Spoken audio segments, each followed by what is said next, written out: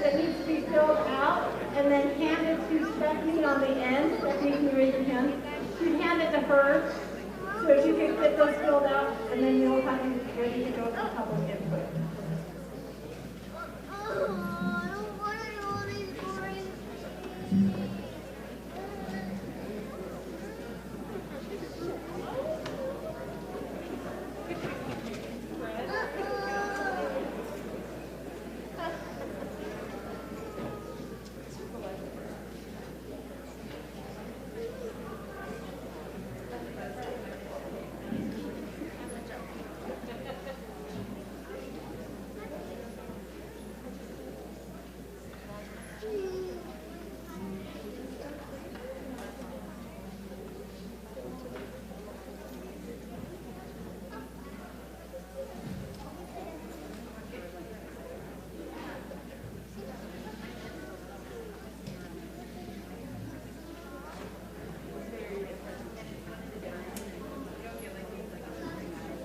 Good evening and welcome. We are convened as the Public School District Board of Education.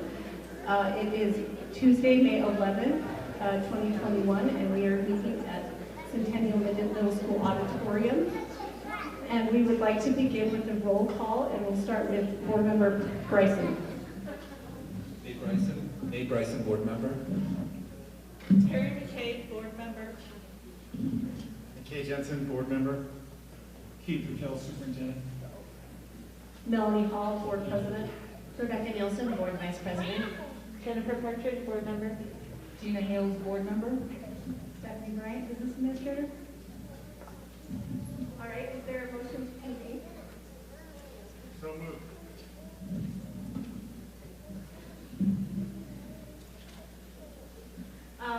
I'm grateful to see so many people out here tonight. It is such a nice way to see so many people that will be recognized this evening, and to be also to hear other people's voices. If you would join me in a word of prayer. Our dear, kind, gracious Heavenly Father, we're so very grateful that we can meet here this evening as a board to discuss the needs and concerns about our students here in our district. We ask you to please bless us, that we might have that wisdom to be with us as we make the decisions as we go forward. We're grateful for the wonderful world that we live in and for the beautiful weather that we've been having. We're grateful for the right to be able to come and meet here as a public, and we're grateful to have the opportunity to listen and to see things as we go forward. And we say these things in the name of Jesus Christ, amen.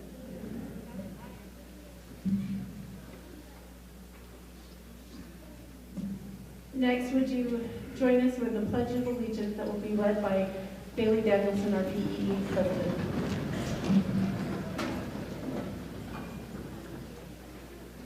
I pledge allegiance to the flag of the United States of America and to the republic for which it stands, one nation, under God, indivisible, with liberty and justice for all.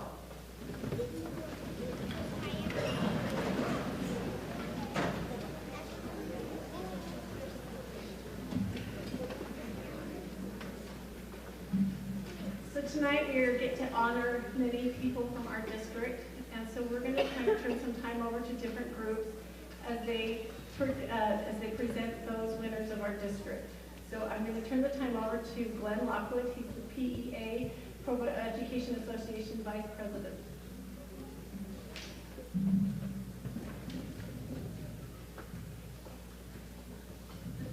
I'm going to go this way. So I was given the mandate to take my glove or my mask out. So he's giving permission. So I'm going to go ahead and announce this. And when I announce this, if I could have you come up and stand just up here, we're going to have Jason hand you your folder. It has a letter from your principal. It has your certificate, and it has a little check that is done in partnership with PEA and with school district. So we appreciate all the work that they've done to help with this. It's been kind of a really cool experience. So we'll go ahead and start, and then after we have everybody lined up, I will hand out the Teacher of the Year award. So here we go. So if Gail Shepard is here from Amelia Earhart, She's been teaching for 11 years and is currently teaching the 3rd grade.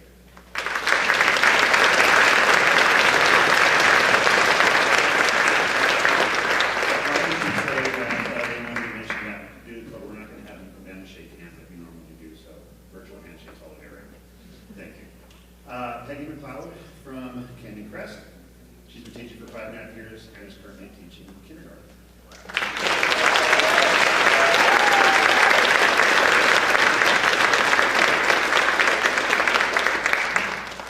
Julia Shreve, she's from Centennial. She's been teaching for 8 years total and is currently a special education teacher.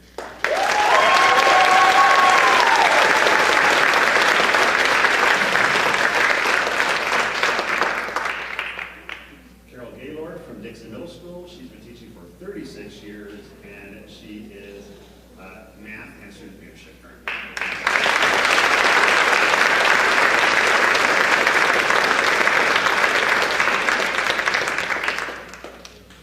Janelle Stoddard, 34 years, teaching currently 4th grade at Edgemont.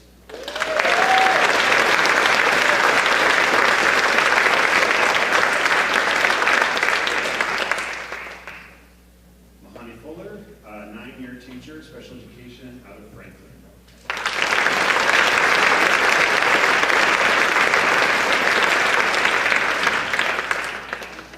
David Miller, he has been teaching for 8 years. He's in Independence, and he's the senior instructor for the Army ROTC and U.S. government.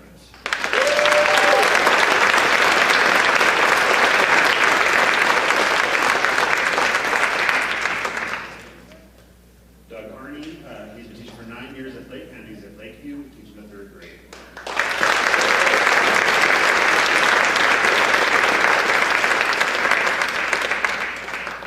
Julie Hoffman from Provo High. She's been teaching for 17 years and is currently teaching English and Avid.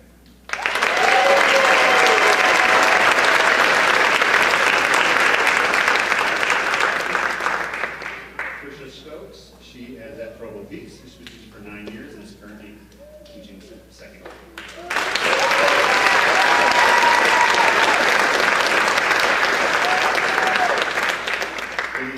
Clifford from Provost, she's been teaching for 13 years and she's currently teaching the 3rd grade.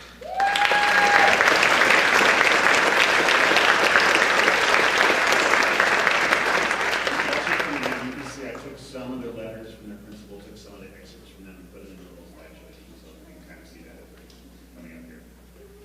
Danielle Cougar, she's teaching for 10 years and she's teaching 2nd grade at Rock Training.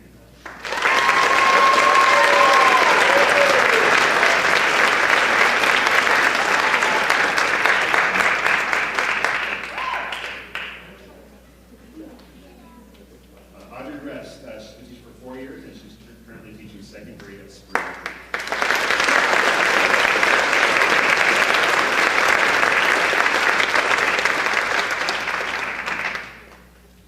Sarah Combs, 27 years, special education teacher out of Sunset View.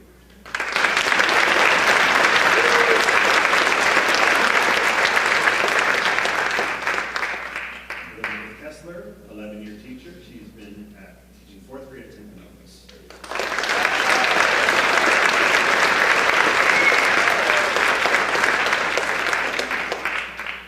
Denise Abbott, 34-year teacher, teaching medical anatomy and physiology.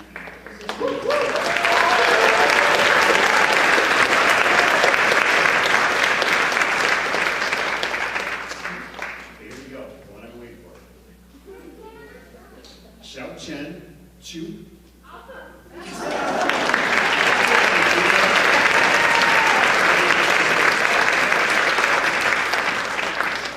And Sam Clement, 13 years, special education, West Ridge.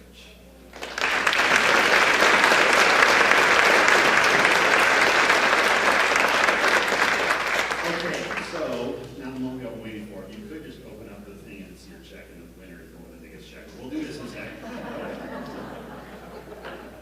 So, it is my honor and privilege to have been through some of these art and to give this to a very well-deserving Carol Gaylord from Dixon Middle School.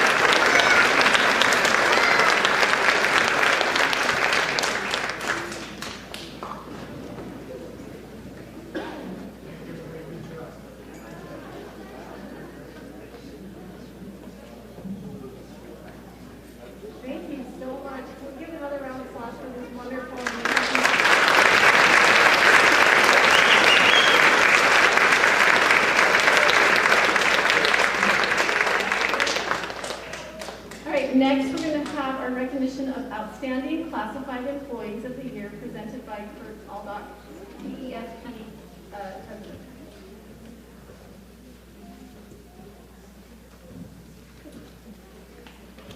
Okay. We are so excited to announce and to present these to our education support professionals. We have one from each classification. We don't have quite as many, but we are going to read a little bit more, so bear with me. I'm going to announce the name and read a little bit about them, and when I finish, then if they want to be coming up while I'm reading, that would be great, and then when I get done reading, we can give them time. That's okay. Okay, where do we start? Kimberly Fountain. Kimberly Fountain is an outstanding secretary for Rock Canyon Elementary. She has such a positive attitude and smile. She was always pleasant, polite, and professional with parents, students, and anyone that enters the front doors of Rock Canyon. Kim is extremely kind, sincere, and compassionate with the students. Kim is there with a warm smile heart, welcoming students into the office and taking care of any needs they may have. She makes a positive impact on the students, teachers, and overall life here at Rock Canyon, and she is quick and willing to assist, help, and serve others for herself on a daily basis.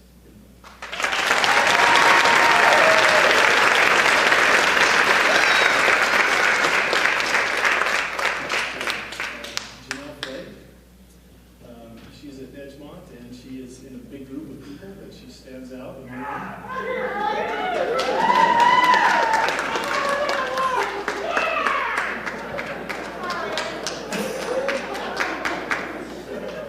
I'll read this next part because it's so funny now. Janelle is a bright light in our cafeteria. She is cheerful and fun with students and greets and goes out of her way to make their day. She works as a tutor as well, helping students reach their best. She deserves to be an ESP. I'll be her award. Good job.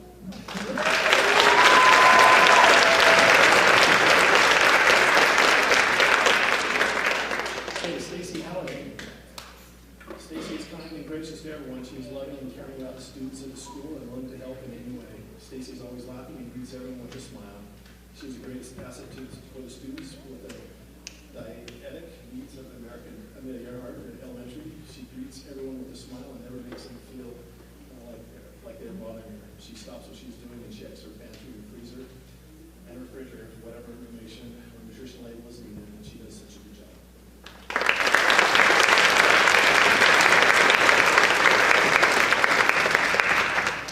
And next is Cindy Morgan.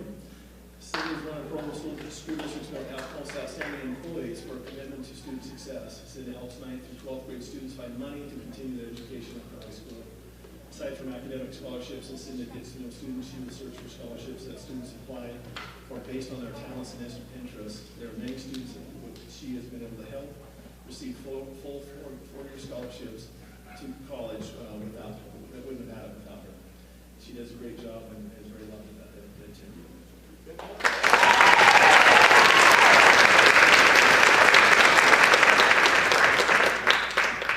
Kirsty Kirkland. Kirsty is the most amazing media specialist. Her talents and skills go far beyond the media room, and she has volunteered her time to put together the school's amazing musical for several years. This year she created a musical that will allow for students to practice and try boys and girls clubs this year. She's incredibly organized and is also able to integrate the library curriculum with teaching and is a valuable social emotional curriculum to students.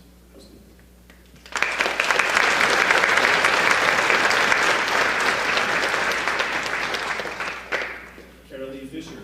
Carolee puts her whole heart and soul into being our school librarian, and it shows. She spends countless hours researching information and creating costumes to make books come alive. She knows her students and what they love to read. She does her best to have those options in stock and on the shelves in their hands.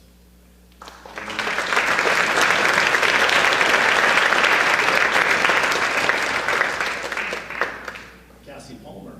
Cassie's patience and efforts with our students goes beyond just the day-to-day requirements of her position as an instructional assistant in our Student Success class. Her collaboration with each teacher shows a commitment to the students and to her peers. She completes assignments on time, collects and analyzes data, in helping our students be successful. And I'll tell you, Cassie has done one other thing that goes for one thing or another for them beyond her job description. Whether brainstorming, service learning opportunities, Cassie is always willing. Cassie.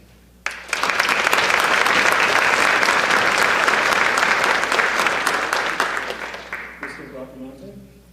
Crystal is helping advise and support the MTSS program at Canyon Crest. She coordinates all of our support staff as they meet the language arts needs of the most at-risk students. Crystal has trained the interventionists and oversees the small group instruction as they work with students. She directs quarterly data reviews and with each grade level and determining the individual needs of students. This year, along with the regular assignment, she has certainly risen to full heights during the events we can have. Crystal.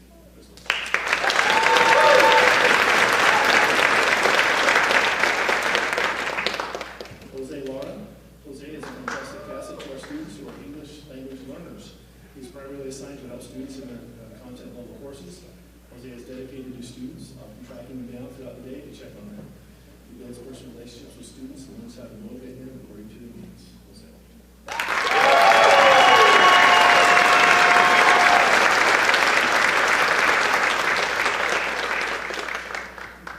Casey Slombowski. Got fans out there. Even though she's a PE specialist, the place Casey is most often seen at work is in the lunchroom. She always goes the extra mile with a smile for everyone. Yes, she can smile with her eyes. She makes the time to make sure the students are eating and encourage them to take 2 more bites. She needs the initiative to keep things running smoothly, takes the initiative to keep things running smoothly, and knows how to do it with just the right tone and volume. Casey.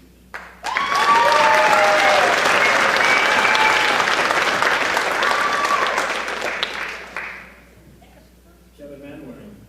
Kevin is the best at what he does. He is a plumber for the entire district. Anytime I have water issues that I can't figure out how to fix, he'll come by and save the day. Kevin knows so much about plumbing and many more. There's never a question he can't answer. He's also super fast. He will respond within the day most of the time, and it only takes him a few minutes to figure out what's wrong with it. He is patient and always has the time to explain to you what is wrong and the issues and how to fix them. The next time, what you should do. Kevin.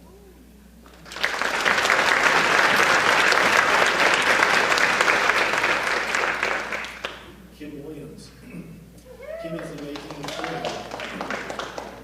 She's always very polite and kind to everyone in her school. I know that everyone at Canyon Crest is so excited and happy that Kim was the new head custodian over there. She's done an amazing job of making the school, make sure that school is getting the attention it needs. They love and appreciate her so much.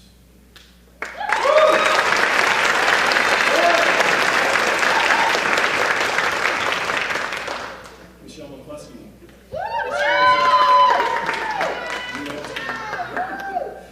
Michelle is a phenomenal bus driver who always has a smile on her face. She knows the transportation policies and procedures and enforces them consistently.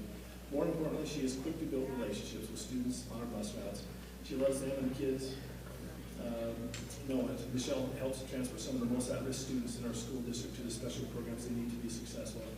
Her bus becomes part of those programs. She makes her bus a fun place to be, reading bubbles, spelling pages, and other fun toys by the students. She transports them safely to school. Miss Michelle.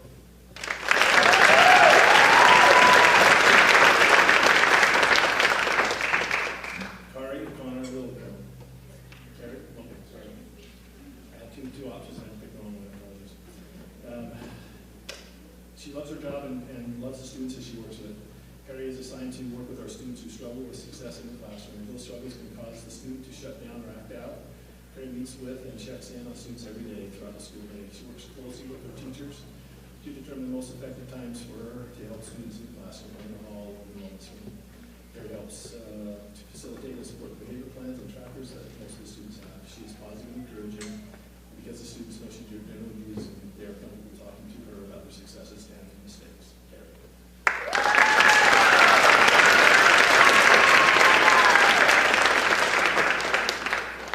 And just once again, we want to thank you for your work that you do.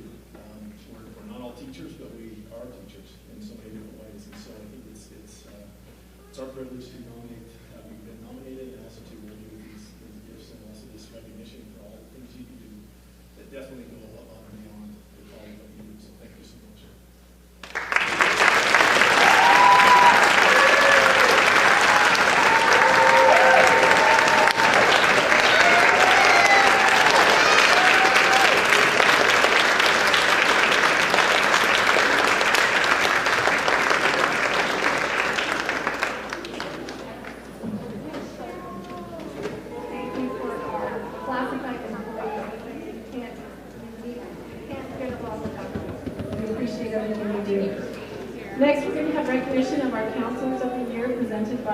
Nate Warner, legally counsel. Good evening. It's a privilege to be able to present 2 awards tonight, one to a school counselor and one to a counseling secretary. Schools wouldn't be the same without good and caring school counselors and other professionals that care for students. And it's an honor to be able to present these awards tonight to some great individuals that care for the students they work with. And in essence, I believe that the counseling center is like the heart of the school. And so I super admire these 2 individuals that love the students that they work with. Our first award tonight, we're going to award our School Counselor of the Year, and that is Emily Jimenez from Provo High School.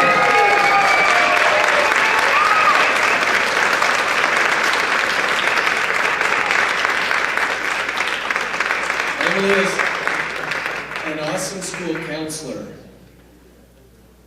and one unique talent that Emily has, she has a unique talent to make you feel valued and important.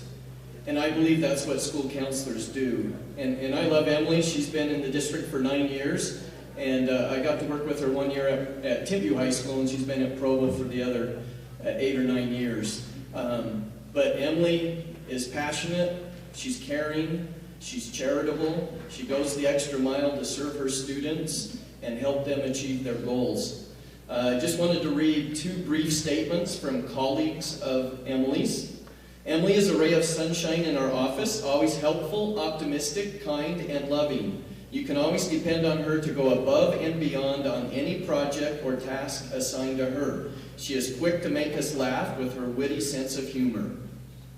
Another colleague said this of Emily. Emily is an outstanding school counselor and human being that deserves to be recognized. She is a person that no matter what, she is always there to listen to you, help you, and go the extra mile to help you know that you are taken care of.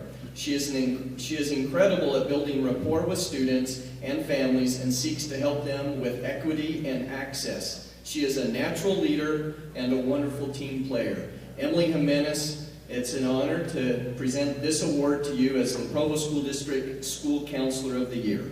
Congratulations.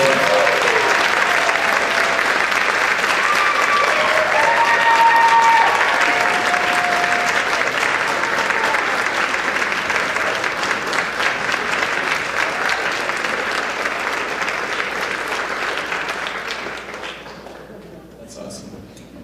Thank you.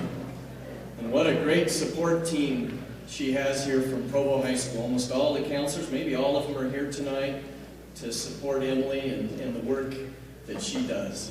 Our next award is our Counseling Secretary from Timpview High School. We have an award called the Counseling Support Staff of the Year, and this year our award honoree is Cheryl Allred from Timpview High School.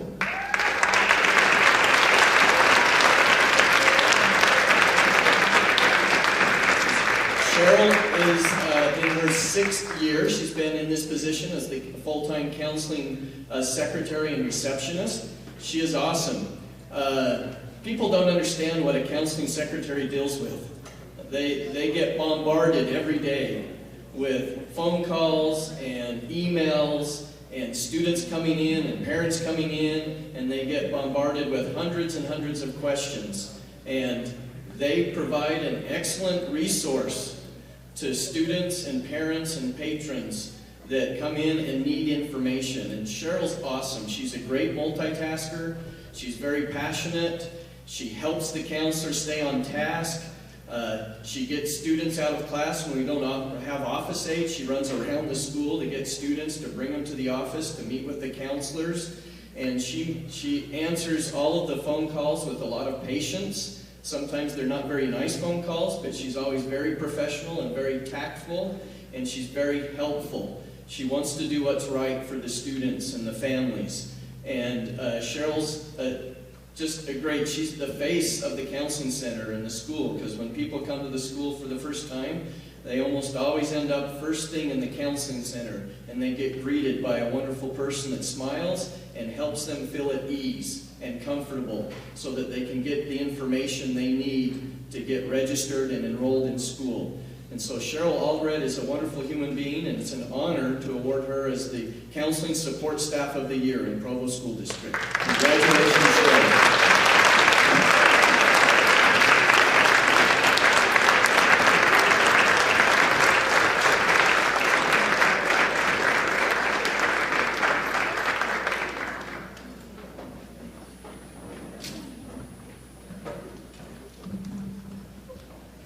Thank you to all those that have come to support and recognize those that are with us. And let's give everybody a big round of applause again.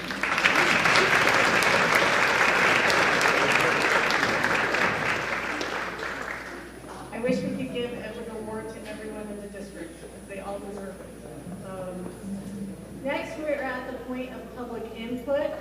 Again, up here in the front, there's a table with a piece of paper. If you would like to give public input, please fill it out and then hand it to Stephanie Bryant, who's raising her hand over here on the end. If you'd like to give public input, please hand that paper to her.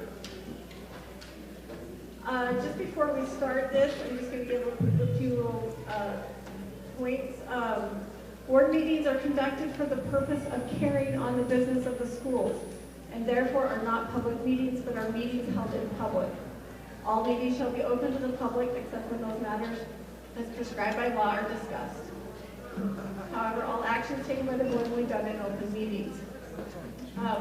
Tonight, anyone who's asked to give public input will get 3 minutes, right? 3 minutes. We would ask that you state your name and what elementary school area you are from, so we know kind of the area you're from. And also, if you would just be civil and respectful to anyone whose comments are being spoken at the time. Thank you. All right, first we will start with Ashley Gershner.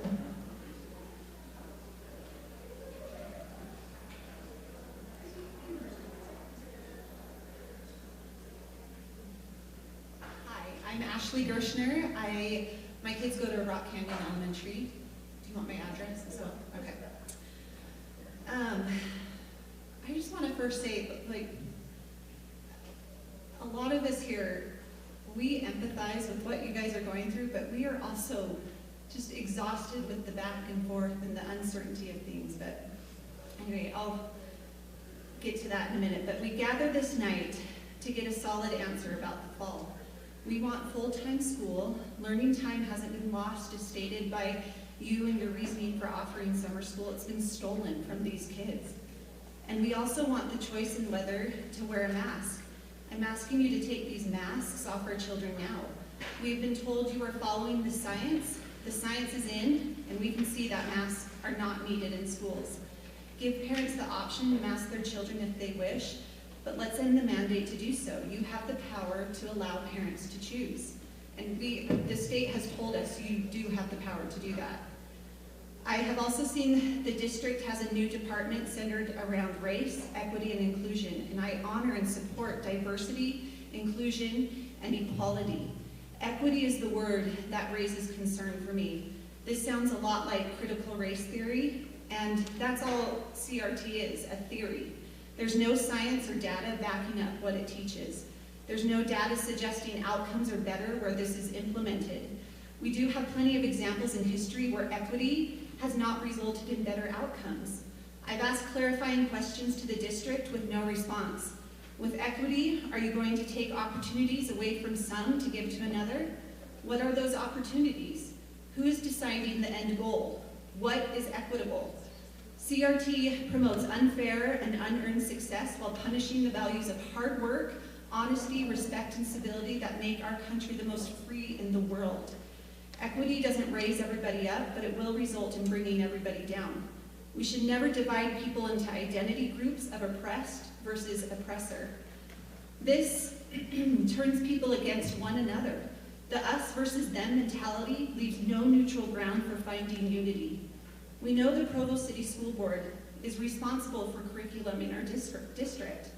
The state advises and sets basic standards, and that is all. You have the power to do what is right. Please do it. So we want answers. School full-time next fall, mass, and your goals of equity as a district. what are the answers? And we have been, like I said, in touch with the state, and they said that this is up to you.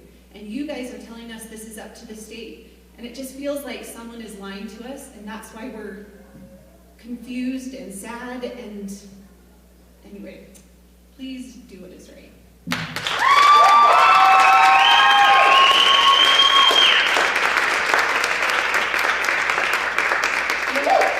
Next, we will hear from Clay DeGraff.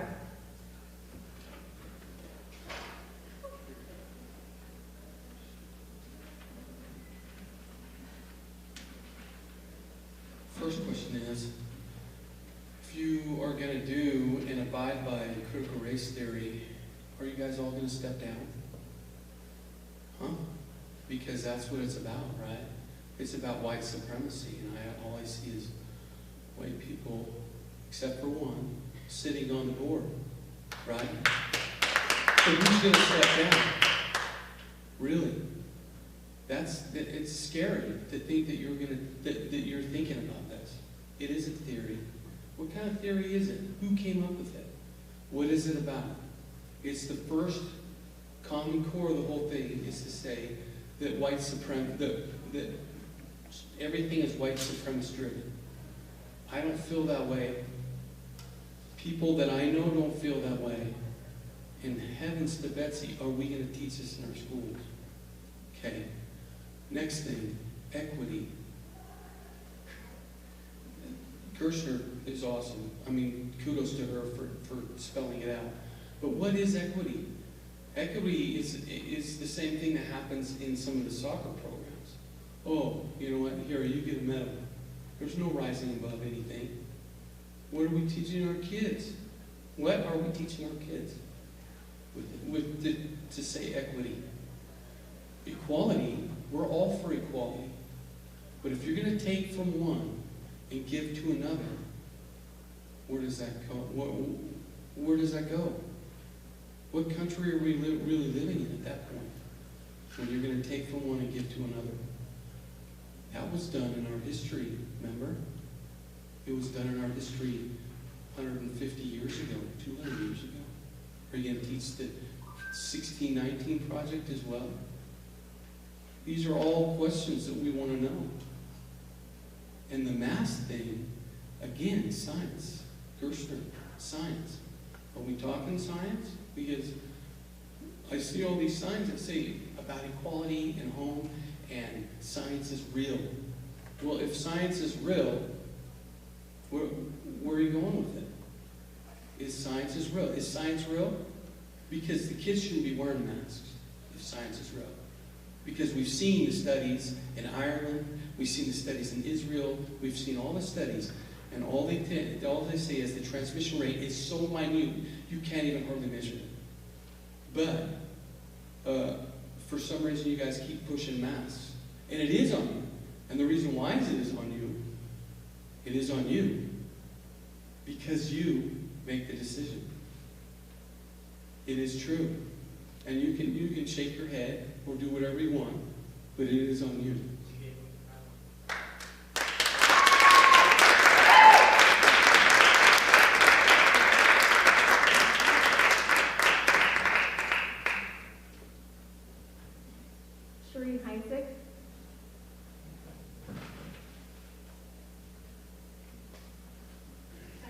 Sheree Heinzig. We live by Westridge, but my kids attend Wasatch. I am a mother of 5 children in Provo School District, and I have been very discouraged this year by the slew of choices that the school board has made that were not only not in my children's best interest, but were harmful to their education. Today, I'm requesting a commitment from Provo School District to provide full-time schooling next year without a mask requirement. Requesting that the district use its authority to allow parents to declare mask exemptions for their own children starting immediately. C.S. Lewis said, "Of all tyrannies, a tyranny sincerely exercised for the good of its victims may be most oppressive. It would be better to live under robber barons than under omnipotent moral busybodies.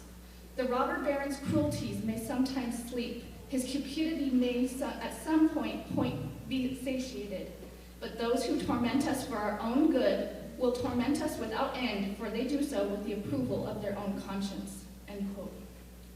I acknowledge that the school board is full of members are all good people that simply have a different opinion about masks than I do. But denying parents the right to make choices for their children is tyranny, no matter the justification. You are saying that you know my child's needs and what she can tolerate better than I do, the one that has spent her entire life learning about her. You know that masks are not harmful to my child because the CDC said so, but I am watching my child that used to love school come to hate it and ask to stay home. I am getting reports of headaches, lack of focus, and anxiety from my children, but you know that these are unrelated to the mask and I am the one operating under bias. Utah State Code says that parents have the right and duty to exercise primary control over care, supervision, upbringing, and education of their children. The state's role is secondary and supported to the primary role of a parent. Provo School District has seized the opportunity given by the state mask mandate to place themselves as the primary role with the parent as secondary and supportive. I am here to say that I will not stand for it anymore. I realize that there are only a couple weeks left of school, but I am not content to remain in a secondary role for my children for a few more weeks. I have become so frustrated by the lack of respect for children's needs and parental rights that I am exploring education options outside of Provo School District. By the end of this school year, if it is apparent that parental authority is not given the weight it ought to carry by this district, I will be removing my children. Thank you.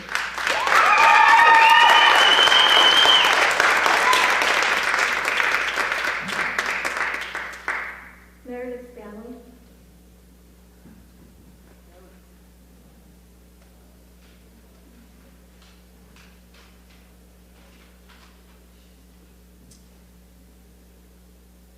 I know this has been a difficult and challenging school year for everyone involved, and we have faced trying times and difficult decisions. It appears that some board members have put our children's education first, and others appear to have put personal or political beliefs first. Today I'm speaking to you as a very concerned parent, representing many other concerned parents.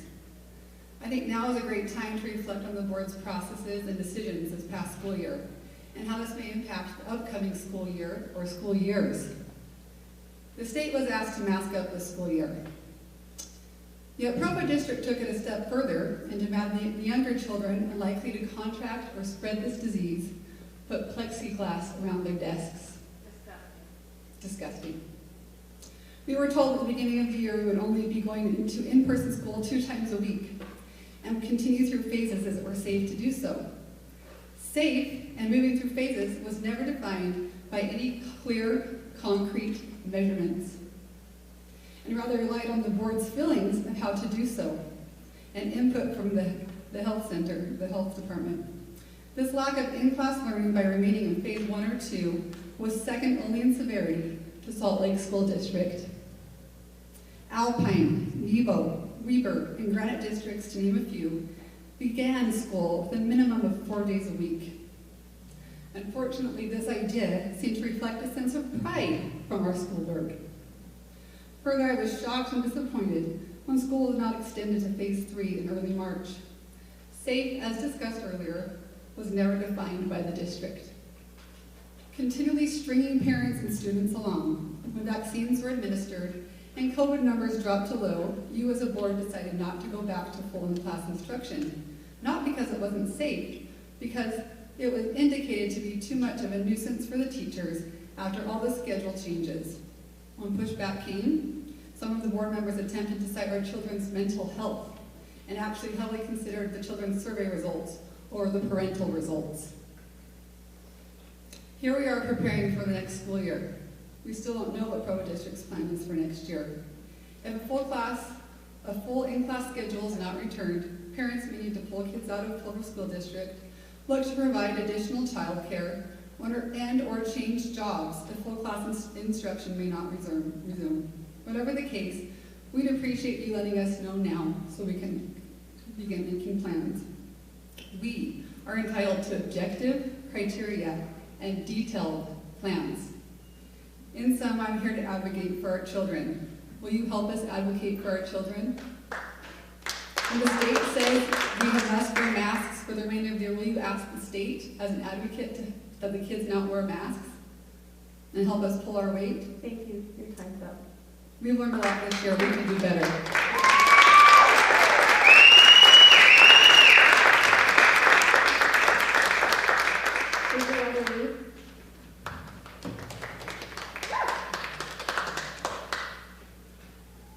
Adriana Reeve, Edgemont School Area.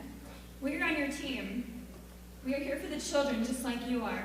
Ultimately, it's about them. Our children need to come first. But after this year, many of us have wondered if this has happened. In our state statute 62A 4A 201, it reads, the state's role is secondary and supportive to the primary role of a parent. It is the public policy of this state that parents retain the fundamental right and duty to exercise primary control for the care, supervision, upbringing, education of their children. My husband and I have 5 children who attend Provo School District in 5 different schools. My husband currently works at BYU, and I'm currently a master's student at BYU. I'm one of the many parents in the district, with numbers growing daily, who are doing our homework and fighting for the right that we have already been given by our state to exercise primary control over the care and education of our children. If we have primary control of our children's care, why have we not been able to decide whether or not our child wears a mask? The state school board office let me know that the state public health order 2021, a school may require an individual to provide a medical directive. They said that it doesn't say that the school is required to provide a medical directive. Why has our district not allowed for parental exemptions like other districts have?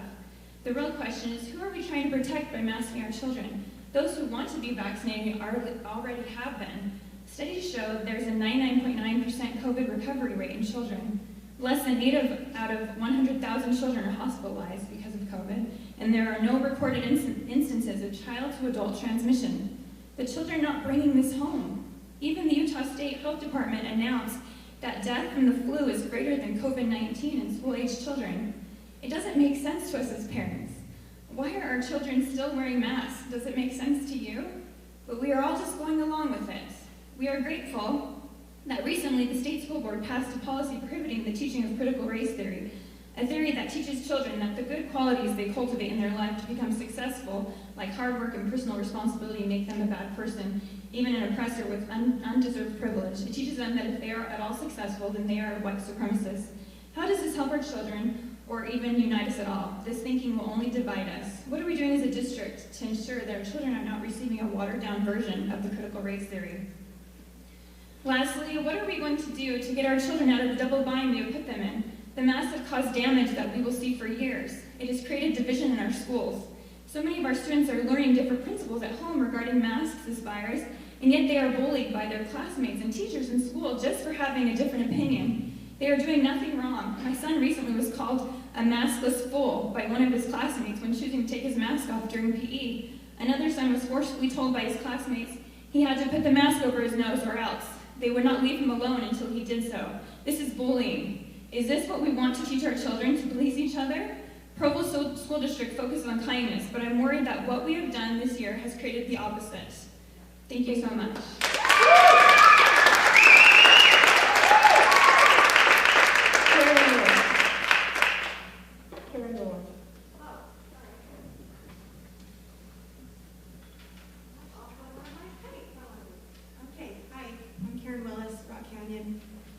I'm just here to ask that we please don't continue with the masks next school year. I have a little girl. She's going into kindergarten. She wore her mask dutifully every day to preschool, even at recess in the heat, even after dropping it on the floor and putting it back up. And who knows what she has holding up against her face now after that. It's just gross. But anyway, and I told her, sweetheart, we wear the mask so it protects us so we don't get sick. Well, she did get sick. She got really, really sick and spent a few days at Primary Children's. She was diagnosed with MIS-C. Her organ systems were inflamed and shutting down. And what do I tell her after that? The mask protects us so we don't get sick. Sweetheart, sorry, you gotta keep wearing it. And she's just been through a lot, so much. She's got a speech delay, and I just can't stomach the thought of the mask providing yet another obstacle for her growth and development. She needs to be able to see the face of her teacher and read the lips of her teachers and peers, too. My son, he's super smart. He's a good speller. He's in 4th grade this year. Well, the spelling bee this year was a lot harder and longer because of the person giving the words to the spelling bee. They couldn't understand what they were saying, even if he was articulating as best he could. It was super easy to social distance in a spelling bee, but for some reason we had the mask on, and at the end my son just checked out. He was like, I couldn't understand what he was saying. I just wanted to go to recess. So we lost, for someone who cares as much about spelling as my son, that was big. And it was a shame, I thought. I won't go into the state test that he just took on science that the teacher's aide said was way too hard for every kid because they were barely able to touch on science this year because of the time constrictions they had. They couldn't even touch science hardly in the curriculum. So she said, oh, it was way over everyone's head. They just did the best they could. So I'm sure you'll see that on the scores. About the CRT stuff, all I have to add to what's already been said is that I always teach my kids that you will find what you're looking for. If you're looking for the good, you'll find it. If you're looking for the bad, you'll find that too. If you're looking for racism, you will find it. Let's not look for it when it's not there. Let's not plant it in the heart and mind of my kindergartner who doesn't even know. She's my sweet little innocent boy who loves everyone. I don't want to start putting that into his head. Please. I can remove my child, but if every other child is taught this theory, then my kids don't have a chance because they're going to be growing up in a world where everyone was taught that at a young age. Anyway, I talked to my sister. Alpine has put forth their plan for next year. I know Nebo said no masks. Wasatch just had their prom with no masks. You can go to Hale Center Theater at full capacity, no social distancing, no masks. The inconsistency is hard. What do I tell my kids?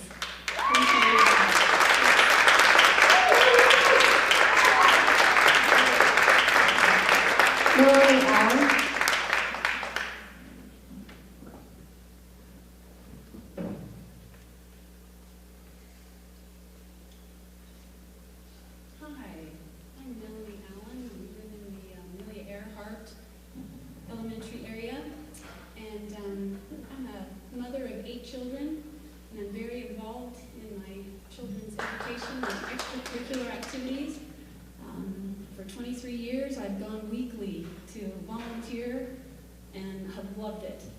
But this year, I come before you very discouraged, like the other parents are, and I'm asking you to return my parental rights. I know my children best. Not the CDC, not Governor Cox, not the state of Utah Health Department, but I know them best. They are tired of wearing masks. You have the power to change the health order. It's simple. All you have to do is give me my right as a parent to exempt my children from wearing the mask. Or, like Washington County did just last week, they changed required to recommended. I don't understand why it's so hard. I ask that you do that tonight so that our children can go to school without a mask. My children say it's hard to breathe. You can't understand the teacher.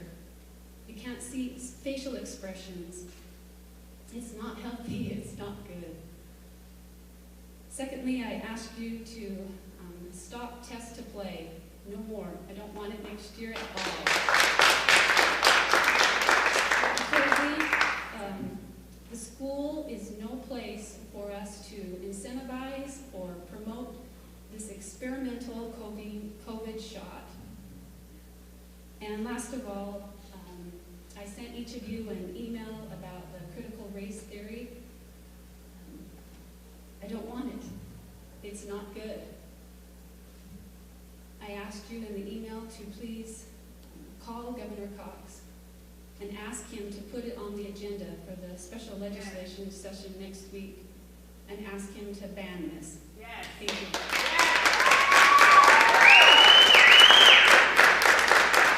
Hallelujah.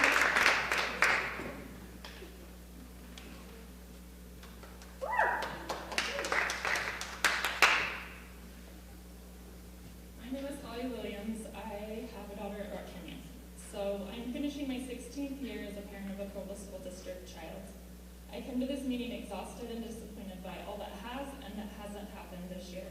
I'm trying to stay positive, so I'm looking forward to next year. We want to emphasize that there is no other acceptable option but to be in person full-time with no masks. We need this guarantee and commitment from you as a board. Other districts have made this commitment weeks ago. Changes 20 days before school starts will not be accepted and will not work this year for this community. There's a very long list of things that I hope you leave in the COVID past, including masks, test to play, test to graduate, bed barriers, no parent volunteers, masked choir concerts, no community involvement or participation, sports moving forward while time in the classroom is sacrificed. Rules, so many rules. And last but not least, the constant perpetuation of fear. We asked you at the beginning of school this year to have courage and do what's right for our students. And sadly, that hasn't happened. Again, we are asking you to have courage and let this all come to an end. And please, please, please, let common sense re-enter the equation. The fact that I have to have my senior be tested for COVID with 600 other seniors in a 2-hour window of time makes zero sense. The fact that they will be together, concentrated in an area, to get tested to be able to graduate the next day in an outdoor venue is absolutely absurd. So we would really like, for sure, next year, no test to play, and all of these things to become a distant memory. Thank you.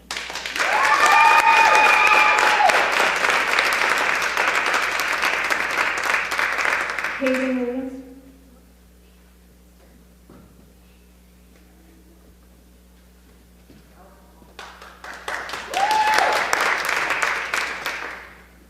Hi, my name is Hayden Williams, and I am 12 years old, and I go to Rock Canyon Elementary.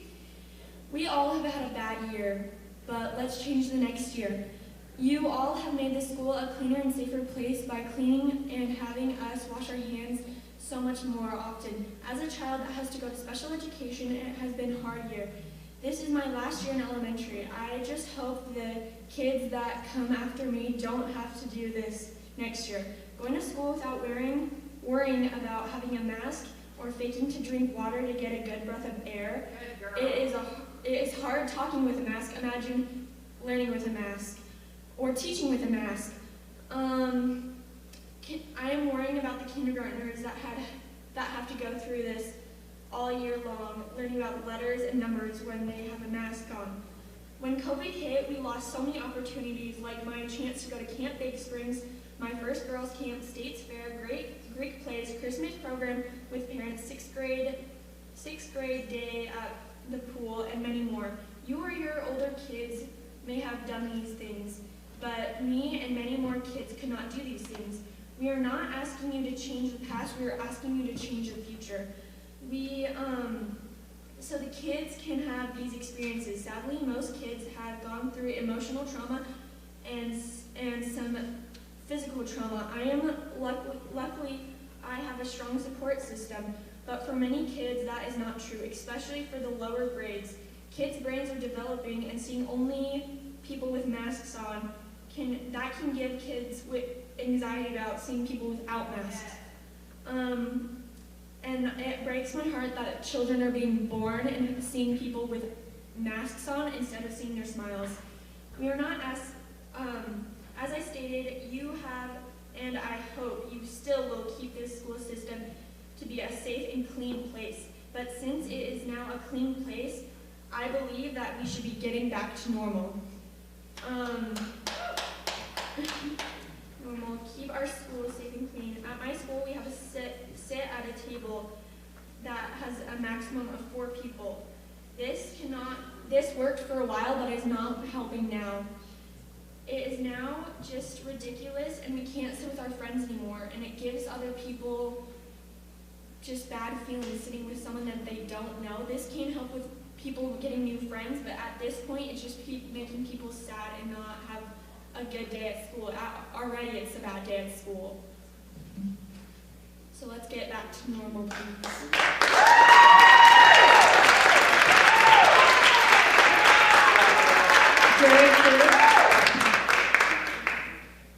Jared Curtis.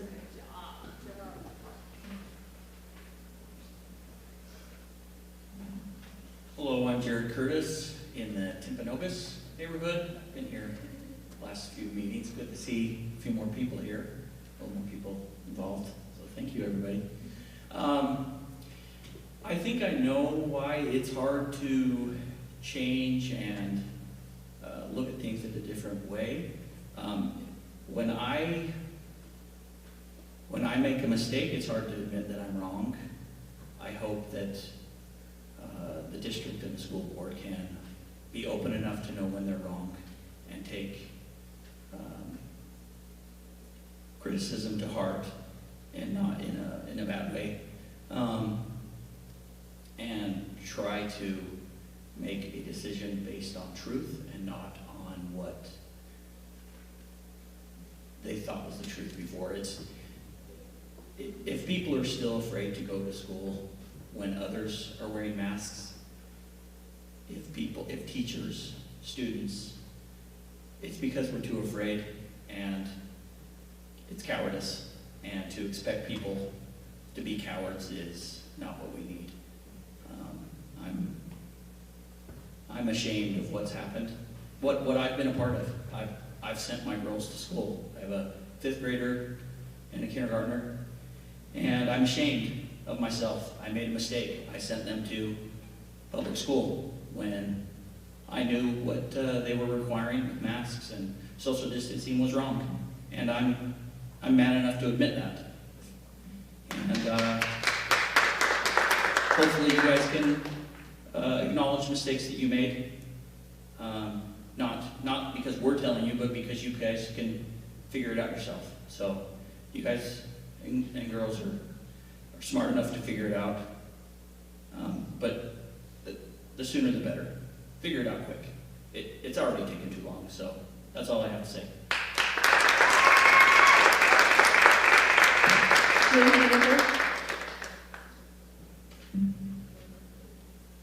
Hi, my name is Jim Henniger. 4 children, Rock Canyon. 1 we pulled out because of your decisions. More than anything, coming here today, unfortunately, I'm quite disgusted. And the courage of that young lady to get up here and express to you what she just did is unbelievable. And I wish we all had that courage. And I just can't understand that we're not looking at science and making this decision, getting into these mandates, or ignoring mental health, which I'm experiencing firsthand, as well as with my children. You don't know my children. I do. Let me do my job as a parent and do your job. Next year, we need the plan. Full-time school, no masks, period.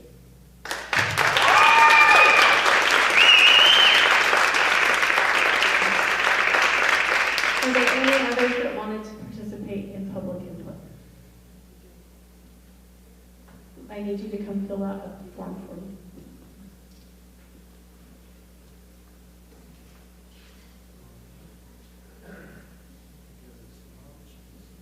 Yeah, if you want to speak first and then submit the form after, that would be fine. Okay, my nieces and nephews are in this district, and I have grandkids not in this district.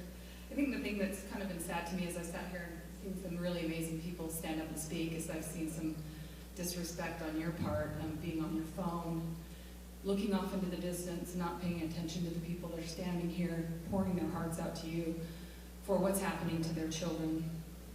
And I have grandkids that are little, and I watch them wear these masks. They disgust me.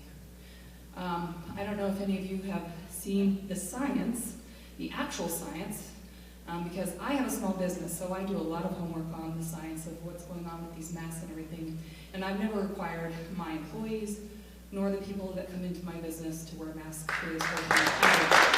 It's always been a choice. Pick and choose. We live in America, let's be honest. This is what America's all about, right? Choice. We get the freedom to choose. I also want to go back to, if you want to be religious, what was Satan's plan? Satan's plan was to force people to do things, right? Force people. God's plan was to let people have a choice, right? So all I'm saying is, I believe in God. I'm a Christian. I believe in God, and God's is the choice of freedom. And so let's have freedom. But let's go back to the science of the mask. And just about 3 weeks ago, a double-blind study came out of Stanford University. You can go look it up on Google or DuckDuckGo or whatever. And it is a clinical study that came out that said masks do not work. They do not work. Okay, I dare you to go find a study that says masks do work. Even on the side of these boxes that you put out there, it literally says on the side of the box, does not protect against COVID-19, does not protect you against viruses. The masks that you're wearing, the medical masks, literally do not protect you at all. Maybe from a little bit of spittle, but it's not going to protect you from any virus at all. In fact, the study goes into the harm that these masks do. Okay, the lady talked about her child she's telling her child the mask is going to help you not be sick, and then this child gets sick. Well, when you start to see the bacteria that these masks start to keep against your face that make you sick, and most people don't wash them all the time, or even if they're putting on those little medical masks, they get moisture in them and people are starting to get sick. So the actual study goes in and says it causes mouth disease, gum disease, bad for your dental hygiene, it causes bacterial lung disease. These are all the things that if you go look at them, you will actually look at the study and look it up. It is there for you to find, this study, and that these masks are damaging. If they're damaging to you as adults, think of what they're doing to your children. Get these masks off, get the kids back in school, they deserve it.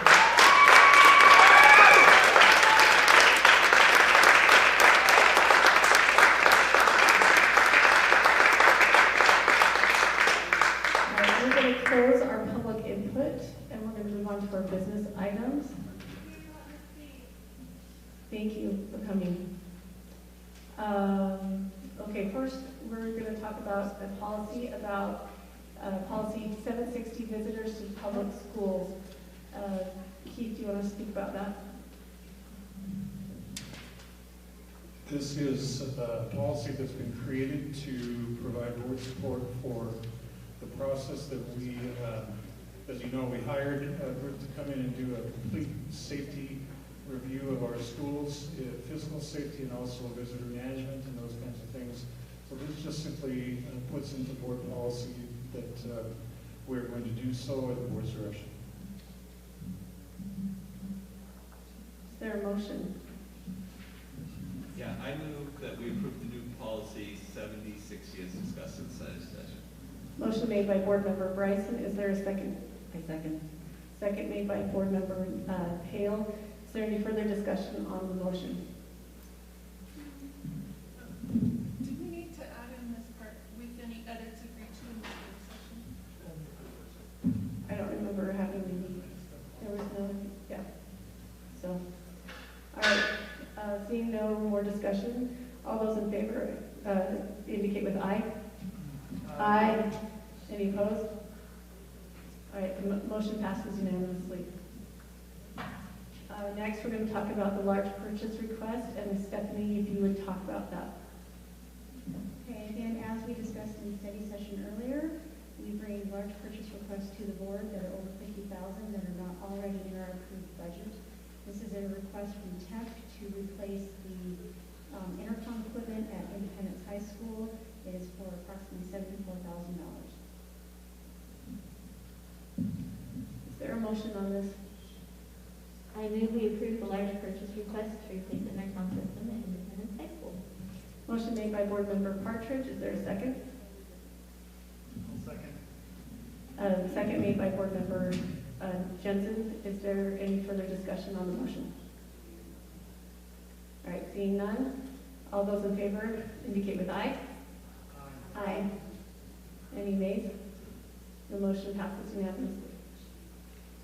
All right, next we are going to talk about the teacher substitute contract. Jason Cox, do you want to talk a little bit about that?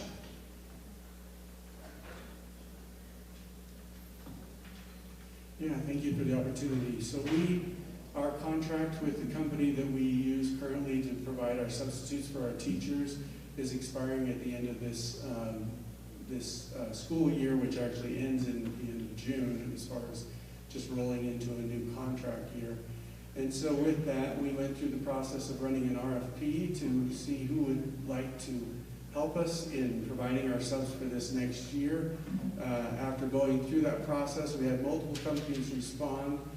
We went through a paper screening and then an interview process with the companies. And tonight we're recommending that you accept ESS as the new sub-company to be providing substitutes for our school teachers here in Provo School District. All right, do we have a motion? I move we approve ESS as the company chosen to provide substitutes for our teachers. Motion made by Board Member Jensen. Is there a second? I'll second it. Second by Board Member Bryson. Is there any further discussion on this? All right, seeing none. All those in favor indicate with aye. Aye. Any nays? The motion passes unanimously. All right, next, we need to talk about the improving land trust plans. Alex, would you talk about that?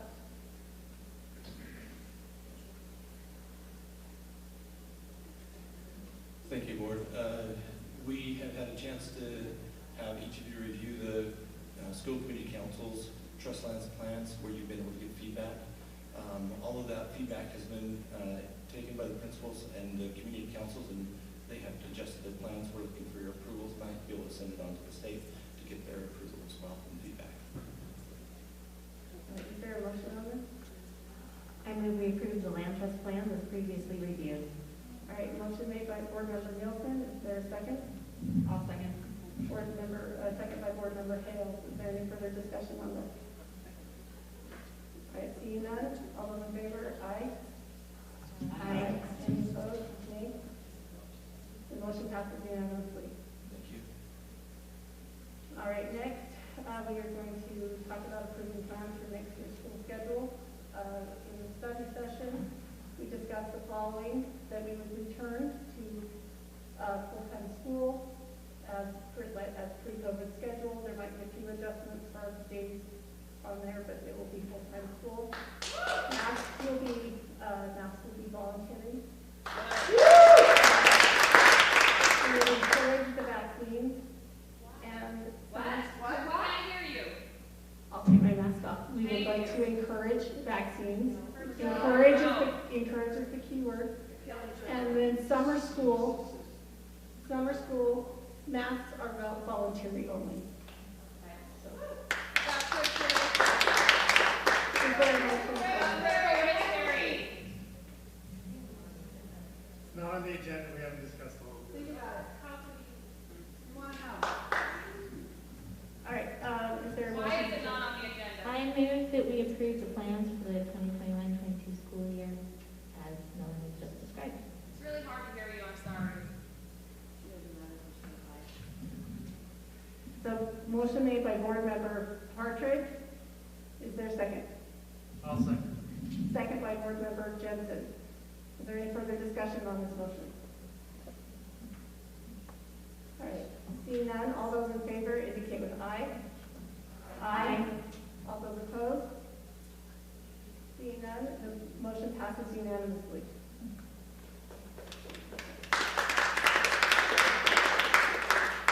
Next, we need to talk about the consent calendar. Is there a motion to the consent calendar? Move we approve the consent calendar. Okay, motion made by Board Member Jensen. Is there a second? I'll second. Second by Board Member Hales. Any further discussion on this motion? Seeing none, all those in favor indicate with aye. Aye. Aye. Any opposed? Seeing none, that passes unanimously. Next, we're going to have a board member report by Member Gina Hales.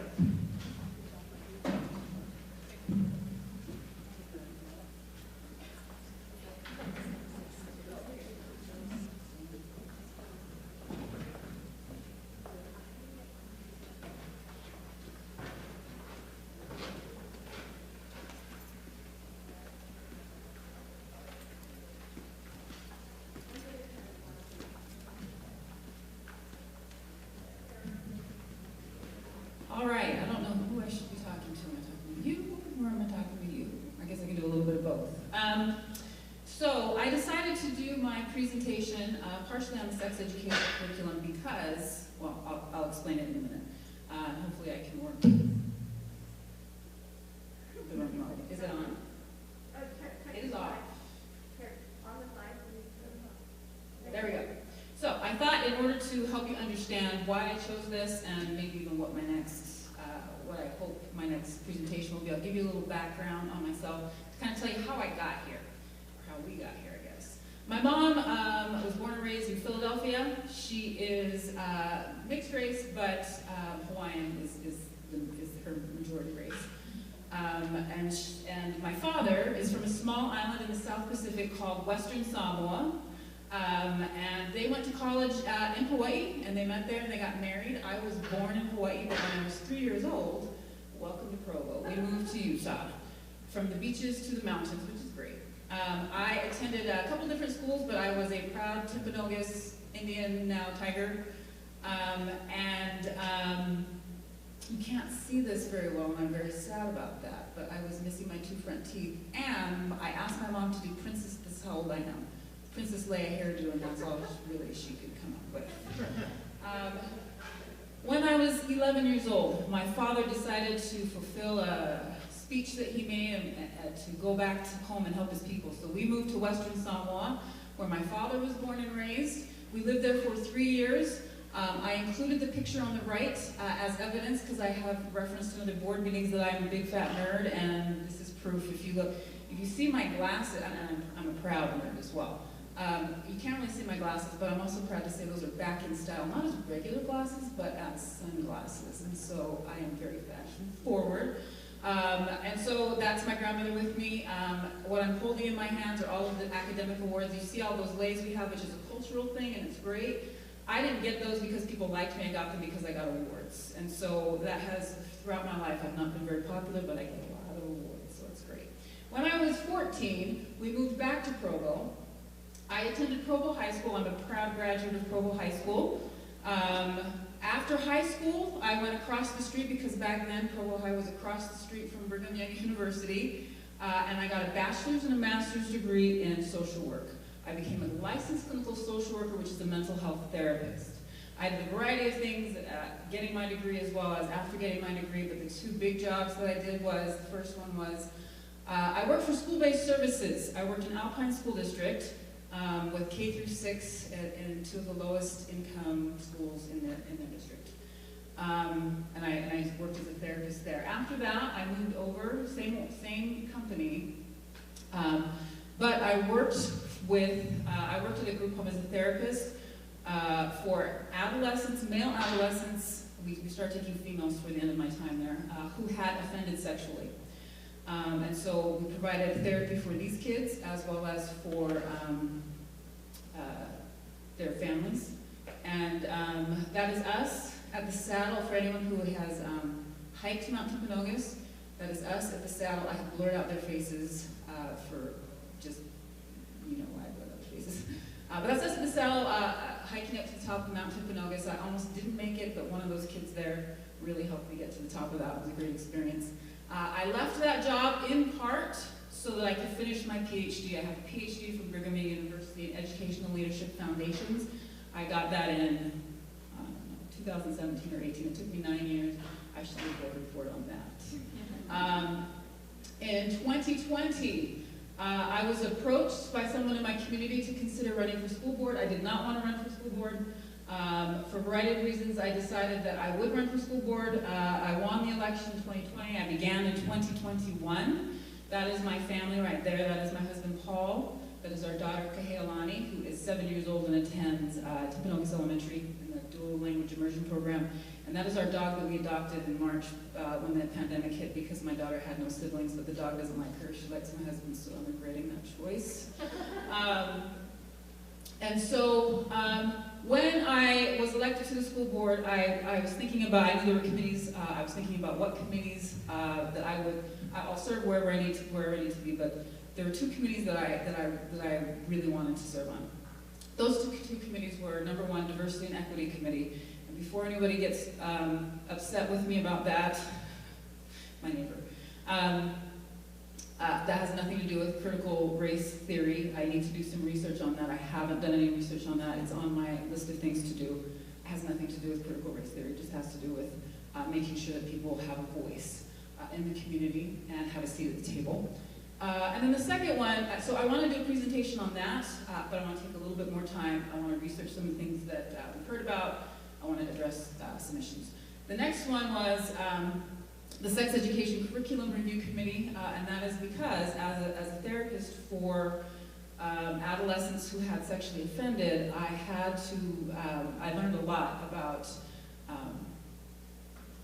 sexual offenders, but also just everything that went into it, and so I guess that's what this is about. So, this is what I really wanted to name my talk, but I decided no one would show up if I did that. So, Salt and Pepper had it right. Let's talk about sex, baby.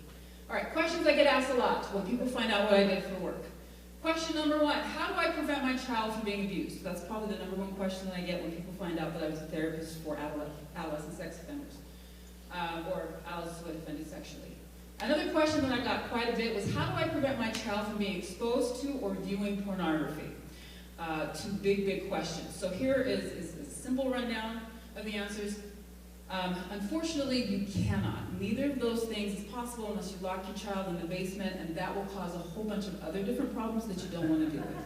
So, you can't prevent those things, but what you can do is prepare your children and communicate with them so that if either of these things does ever happen, they'll talk to you quickly and you'll be able to stop it, okay?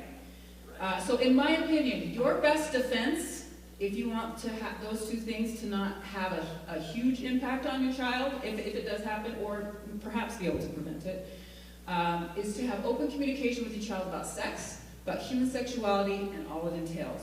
Your kid needs to be able to talk to you about anything. Anything, okay? We're talking about the sex stuff here, but really it should be anything. And so this is what I usually get as a follow-up. But Gina, I don't know how to give the sex talk. So I'm going to give you some things that you can think about, that we can all think about when we're talking about that. So, you're in luck. We have a maturation program, and we have sex ed curriculum in the middle school and the high school. And I'll address some of this, so I'm going to address some of the things that people will bring up to me when we talk. So here's one myth that people will say. Sex ed curriculum and or talking to my kid about sex will make them curious and they'll want to go experiment. What I usually hear is, if I talk to my kids about sex, they're going to go out and have a bunch of sex, okay? So that's the myth. The fact is, kids are already curious about sex. This is both natural and normal, even with younger children. Having healthy conversations will not create the desire to go out and experiment, but it will help shape their attitudes, ideas, and values surrounding sex and sexuality. So, this is the tip that I want to give to parents and to whomever. Be your child's first best source. Like it or not, your child is learning about sex somewhere. Your child is learning about sex somewhere. I was a therapist at a school. I worked with kids as young as kindergarten who were having these issues. And I was having to talk to them about these things. This is happening at a very young age, and if you don't think your child is, and it's not necessarily about exactly the mechanics of sex, there's just a lot of things that surround that, which I'll talk about in a minute. But they're learning about it somewhere, and probably before 5th grade, you should be their best resource. Parents should be their best resource. And the sex ed curriculum can be a good place for you to start. Here's another tip. Look over the curriculum, so take a look at the curriculum. I suggest, if you haven't done this before, you look at it without your child first, so you can see what's in there. I would also suggest you practice talking about it with your partner. You might be surprised, or maybe not surprised, how many times I've said this, and the parents they get very embarrassed and they giggle talking to each other, who they're married to, so I'm assuming they've had sex and they have children. They get giggly and they get embarrassed because they don't talk about it, right? We don't talk about this stuff. So maybe practice talking it over with your partner, and then go over it with your child. So, so one thing that didn't make it on the slideshow is, if there's something in the curriculum that you object to, I've looked at most of the curriculum, I don't see what people will be objecting to, but that's just me. But if there is something that you object to, then feel free to talk to your child about it. This is a great opportunity to say, well, what did they say to you? What does the curriculum say? Okay. Well, this is what, in our family, this is what we believe, and this is what we talk about, and this is what our religion, or our culture, or whatever It's a great opportunity for you to talk to them about that because they'll see the differences. This is a great opportunity for you to talk to them about that. Another myth, if I have one big sex talk with my child, I can give them all the information they need about sex and sexuality. The fact is, one big sex talk is not effective. If you feel comfortable, raise your hand. Did anyone in here get that sex talk from their parents? How'd it go? Did you get all the information you needed? They were too late, is what you're saying. That's exactly what we're talking about, right? And then where did you ultimately get your information? One talk isn't going to do it. So here's the tip. Plan your talks ahead of time, but do not make it an event. Do not make it, this is our sex talk, and this, it shouldn't be an event. It should be a layered, continuous dialogue. And what you need to also be thinking about is what you talk about when they're age 5 is going to be very different than what you talk about with them at age 15. And so when I'm telling you, when you talk to our kids, our younger kids about sex, I'm not saying, let's talk about mechanics. What I'm saying is, you're talking about what's private versus public. What are they comfortable with touch and or not touch or whatever. And so it doesn't I think a lot of times people get scared because they're like, well, I don't want to talk to my 5-year-old about the mechanics of sex. That's not what we're talking about. There's so many things that surround that. So one of the last tips was have a good resource. So this is one of my go-to resources. This is called, the organization is called Educate Empower Kids. I believe that the founder and a lot of the people who work there are members of the predominant religion here in Utah. And they put out some great stuff. My daughter has this book. In fact, I have it on the desk over there. It's on her shelf, and she picks it up and asks us to go over. I'm fine with it. I was a therapist for this stuff. She asked my husband to do it. I was cracking out when I was watching. And he was uncomfortable at first, but there's some good things. So here, I took a picture of the opening page so that you could see that it's not about being graphic with them. So there's just some basic, it gives you prompts. You can just talk to them. Public, private, clothing, good touch, bad touch, predators, how to say no. Friendships is on there. Play is on there. Affection is on there.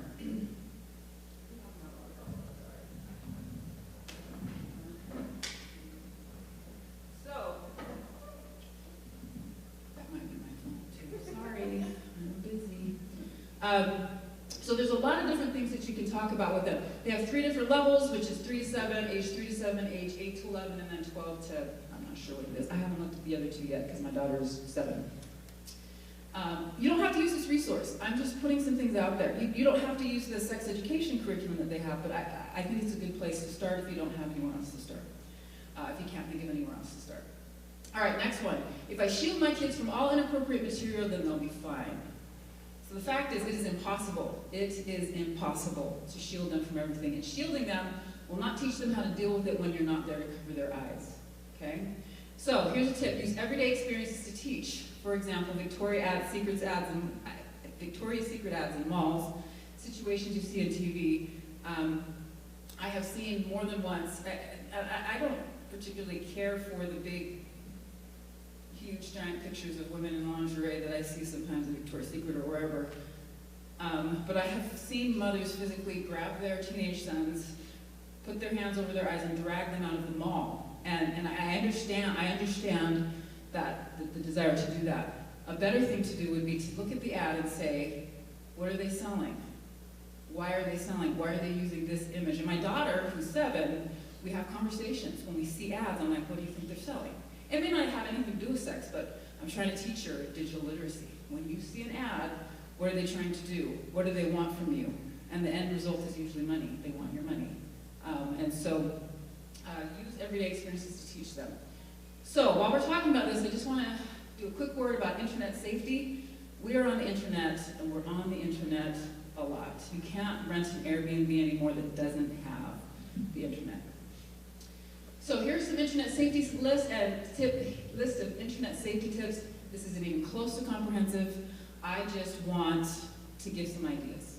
All right, so keep computers, phones, and tablets in high traffic areas in the home where you can see them.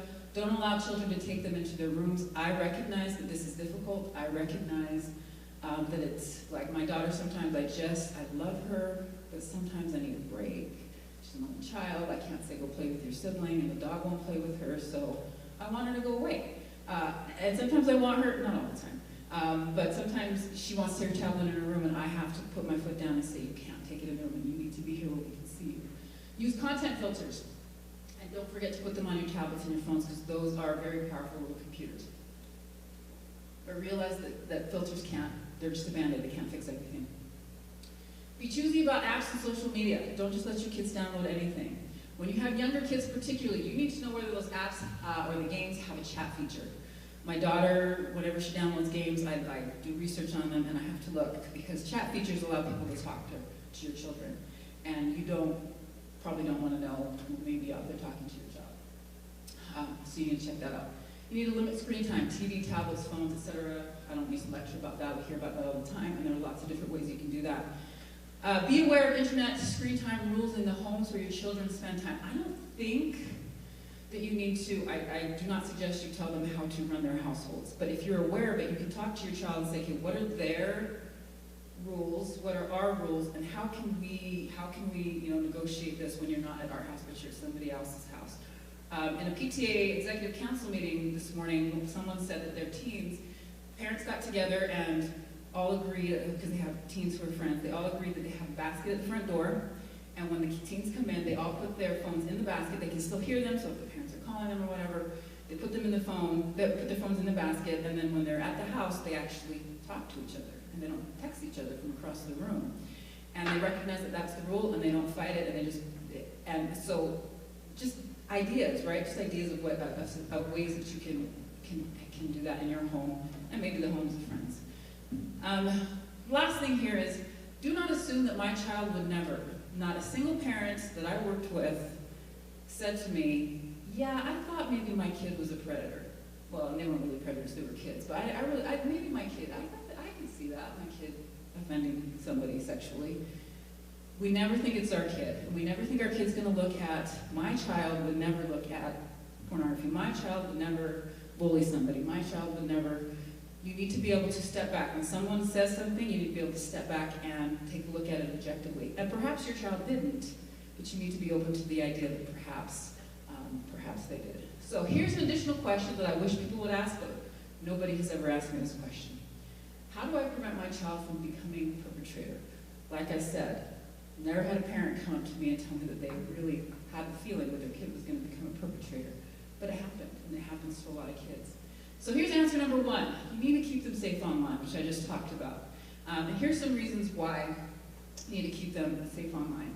About 50% of sex, I haven't looked at the data over the last few years, but I think it's about the same.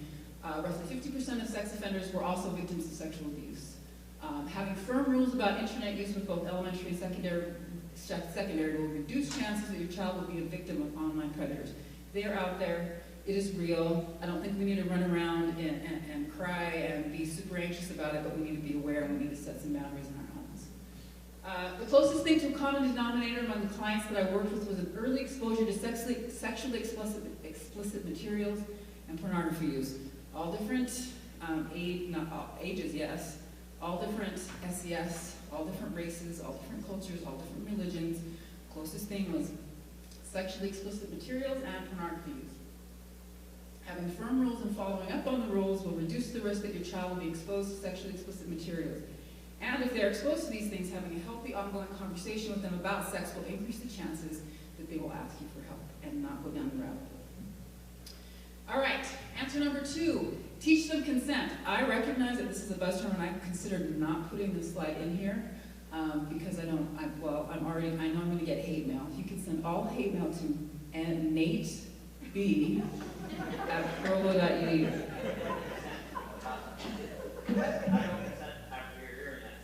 Yeah, you don't. Too late. Just like your parents. All right, so myth. Teaching consent is teaching my child that it's okay to have sex before marriage. Here's the fact. At its core, consent is about recognizing and respecting boundaries. Okay, that's what consent is about. Fact, teaching about consent is also about simpler things such as whether your child wants to play a game or get a hug from a classmate from Harvard Graduate School of Education. So consent, it's not about this is what you need to say and do in order to have sex with somebody. I mean, that could be a part of it, that's part of the conversation, but really what consent is about is, when is it okay for someone to touch me? When is it okay for me to touch somebody else? I've talked to my daughter, people, my own family thinks I'm crazy, knows I'm crazy, from when she, ever, I give her the option. Polynesians are a very huggy, kissy culture. I give her that choice. When we go places, I say, you can give them options. You say hug, kiss, or high five. You get to choose what you do. You have to be kind, and you have to, whatever, but you do not have to hug anyone you don't want to hug. You don't have to kiss anyone you don't have to kiss.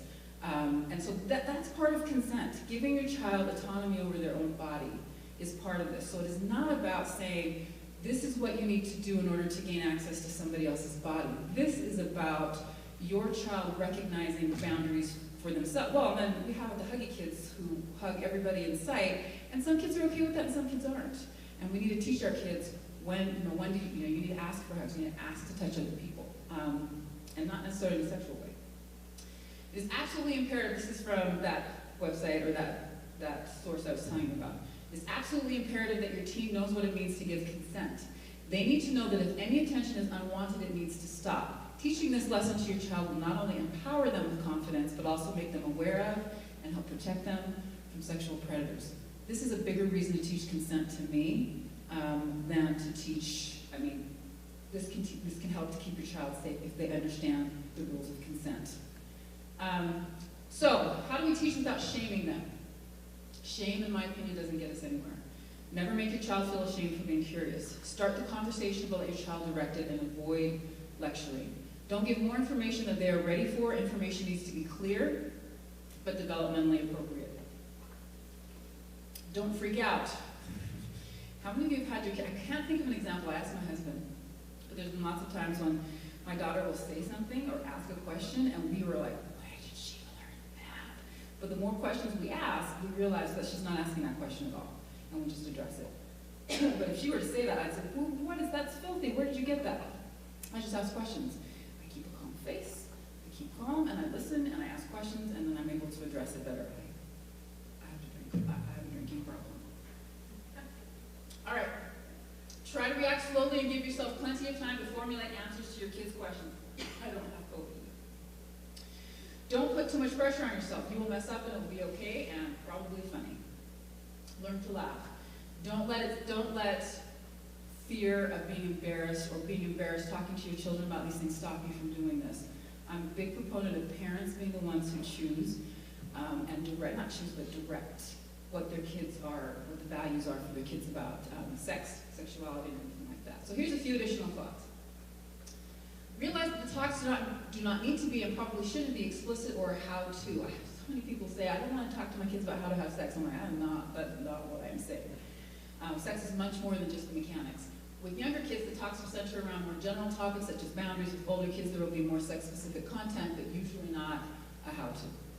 Avoid judgment and being critical of other people's sexuality and or choices. This will be particularly important with your teens and their friends. If your kids are coming to you and saying, well, my friends are making these sexual decisions, or whatever decision, and you tell them, well, you're not allowed to talk to them anymore, or they're horrible people, or whatever, you're passing judgment. Number one, your kid is not going to come to you if they have any of those issues. And number two is you're going to lose trust with them. So you need to be able to just, again, slow down, don't freak out, and just talk to them calmly. Consider including LGBTQ+ topics, including sexual orientation and gender identity into your conversations. You may not know if your child struggles with these issues.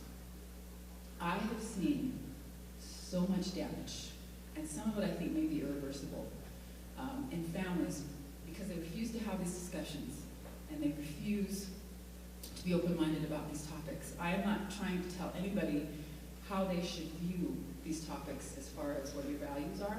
What I am saying is you need to be open enough that your child will be comfortable talking to you if they or some of their friends struggle with these issues. And so I very strongly encourage you to include those into whatever topics you choose to talk to your kids about, and the other one didn't make it in there. So that is the end of my presentation.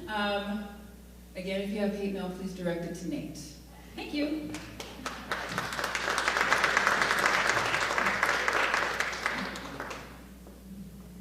All right, thank you, Gina. Appreciate that. All right, superintendent report. Thank you. I have two things to report. One is I approved one in-state student travelers for the fall, and it's for Provo High School Drama, who will be going to Cedar City for a Shakespeare festival. Secondly, just two miscellaneous items. I texted Boyd, and Boyd confirmed the Provo High School boys soccer team won a state academic award as the top soccer team with the top GPA in the state this year. That's a big deal. If you're thinking about that,